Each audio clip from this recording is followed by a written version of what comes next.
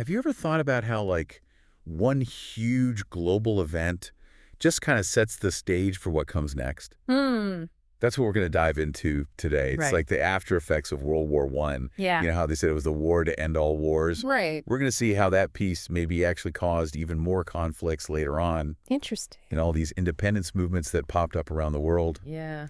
You guys sent in some really fascinating stuff about how global power shifted after WWI. Okay. So let's dig in. Yeah, let's unpack this. We're trying to understand this core tension. Mhm. The victorious allies wanted to just carve up the empires they defeated like they were prizes. Yeah. But at the same time, more and more people around the world were demanding self-determination. Right. We'll focus on examples from the Middle East and Asia, Okay. and we'll touch on some early resistance movements Yeah. in India and Africa. Got it. All right, so When you look at this period right after WWI, yeah, it's striking how this huge conflict, which everyone hoped would lead to peace, actually set the stage for more instability later on. right. And it all goes back to how the victors treated the territories of those they defeated, like the Ottomans and the Germans.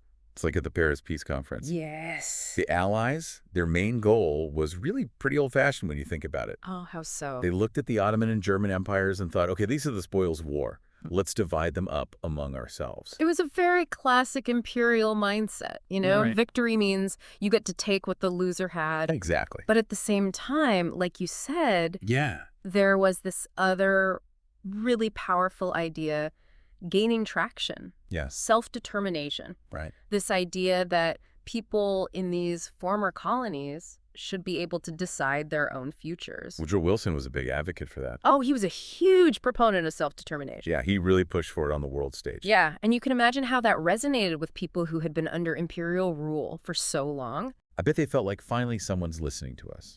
Exactly. For many of them, the end of the war brought real hope that things could be different, Right.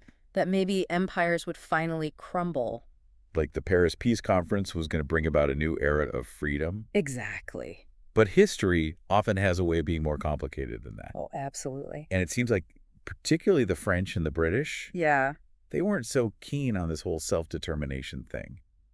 At least not in the way the colonized people were hoping for. Yeah, they had their own interests to protect. Right. They had vast empires of their own. So how did they handle this? Well, they came up with a compromise. Okay. The mandate system. Okay, I've heard of that. It was set up through the newly formed League of Nations. Right. And it was presented as a way to guide these territories towards self-rule, but under the supervision of the Allies. So not quite independence, No, not right away. but a step in that direction, supposedly. That was the idea.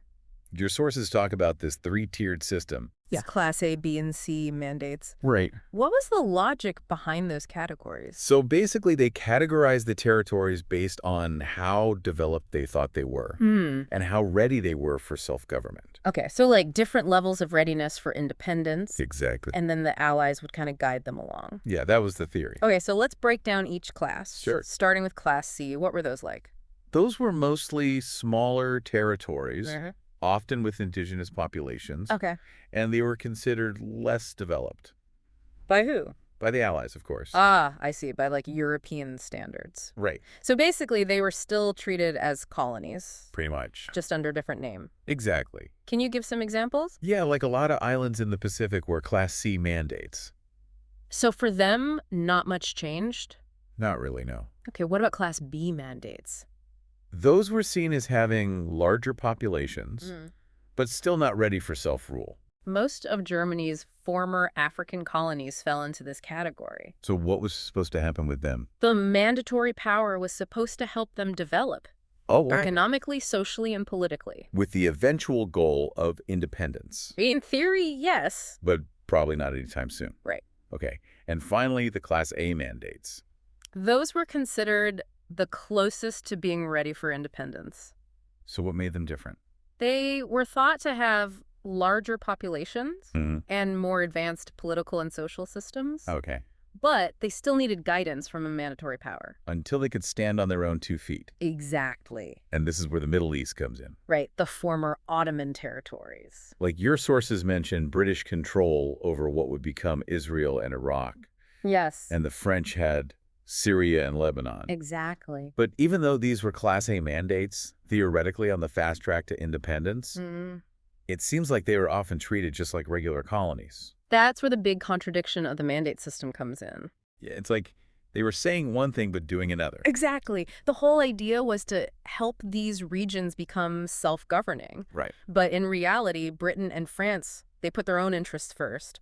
So they weren't really in a hurry to let go. Not really, no. They drew borders to suit themselves, Yeah. set up political structures that benefited them, Right. and the local population's needs weren't really a priority. It's important to remember that self-determination meant different things to different people. Oh, good point. To Woodrow Wilson, it meant something very immediate, freedom right now. Right. But to Britain and France, it was more like a distant goal that they could control. Something to manage. Exactly. Not surprisingly, this led to a lot of disillusionment. Oh, absolutely. And resistance. Yeah. Imagine thinking you're finally free from one empire, Yeah. only to find yourself under the thumb of another. Even if it's called a mandate. Right. It's still controlled by another power. Exactly. And that's why it's so important to understand these multiple perspectives. Yeah, to see it from both sides. The gap between this ideal of self-determination and the reality on the ground. Right. Because for many, it wasn't true liberation. It was just a change in who was calling the shots. Exactly. And that set the stage for conflicts later on. And the rise of nationalism. Absolutely. Now let's shift gears and look at what was going on in Asia. Okay. Specifically Japan. Right. They were in a unique position after World War I. How so? Well, unlike the Ottomans and the Germans, they were on the winning side. Ah, I see. They were one of the victors. So they had a seat at the table. Exactly. They were part of the decision-making process. And they had their own imperial ambitions. They did. They wanted to expand their influence in Asia. It's interesting because they weren't a European power. Right. But they were acting like one. In a way, yes. And their ambitions really came to a head with the invasion of Manchuria in 1931. Yeah, that was a major turning point. Your sources point out they were after Manchuria's resources. Manchuria was rich in things like coal and iron. Exactly what Japan needed to fuel their growing industry and military. Right. They saw control of Manchuria as crucial for their expansion. But invading another country like that, that was a clear violation of the League of Nations rules. It absolutely went against the idea of collective security. Which was supposed to be the whole point of the League. Right, to prevent these kinds of things from happening. But it seems like they weren't very effective at stopping Japan. The League lacked the power to really enforce its decisions. They didn't have a strong military force or the political will to take on a major power like Japan. It was a big limitation of this early attempt at international cooperation. So all they could do was condemn Japan's actions. Pretty much. And Japan just ignored them. Yeah, they basically said, thanks for your opinion, but we're doing that anyway. So they left the League of Nations. They did. And kept expanding in the Pacific. It was a direct challenge to the post-war order. By 1932, they had set up a puppet state in Manchuria called Manchukuo. Right. And they kept pushing further into China. And other parts of the Pacific. So imperial ambitions weren't limited to Europe. Definitely not. They were very much alive in Asia as well. And this is where we get the idea of the Greater East Asia co-prosperity sphere. Ah, yes. This was how Japan framed their expansion. It was their version of a colonial project. Like they were on a mission to liberate Asia from Western colonialism. And create a self-sufficient bloc of Asian nations under Japanese leadership. But of course, that's not really how it played out. Not quite. They ended up dominating the region. They extracted resources and controlled other countries. It's a classic example of how empires can dress up their ambitions with nice-sounding words. It's the rhetoric of power. Exactly. Yeah. So we've seen how World War I led to a shift in who held power in the Middle East and the rise of a new imperial power in Asia. Right. But it also sparked resistance to empire around the world. Absolutely. Let's look at some key examples, starting with the Indian National Congress. They had been around for a while. Yeah, since the late 19th century. Their early approach was fairly moderate. So what were they doing? They mainly focused on petitioning the British government. Asking for more rights for Indians? More representation in government? And a gradual move towards self-rule. But still within the British Empire. Right. But then World War I happened. Yes. And India contributed a lot to the British war effort. They provided soldiers and resources. But after the war, they didn't get much in return. The British continued to dominate India. Which must have been incredibly frustrating. It was a big source of disillusionment. All those sacrifices for nothing. It made people question British rule. And it paved the way for a more forceful independence movement. And that's when Gandhi emerged. Mohandas Gandhi in the 1920s. He brought a whole new approach to the struggle. His philosophy of satyagraha, Nonviolent resistance. civil disobedience, He mobilized huge numbers of people. to peacefully protest against unjust British laws. Here's a game changer. Like the Salt March in 1930. Yes, a powerful example. Can you tell us about that? So the British had a salt monopoly. Yep. Indians couldn't produce or sell salt They had to buy it from the British at a high price. and heavily taxed. Gandhi decided to challenge this. So what did he do? He marched to the sea with his followers Hundreds of miles to make salt. as a symbolic act of defiance. It was brilliant. It caught the world's attention, It showed everyone how unfair British rule was. and it sparked civil disobedience all over India. It was a turning point. And eventually these efforts led to India's independence. After World War II. It shows how powerful peaceful resistance can be. It's a testament to Gandhi's leadership.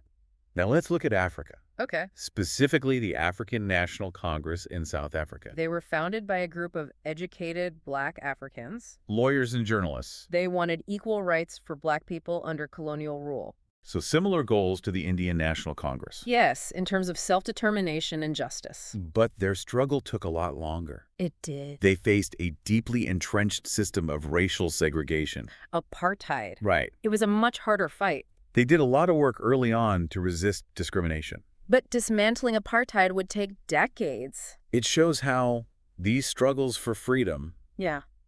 they weren't all the same. They varied in length and intensity.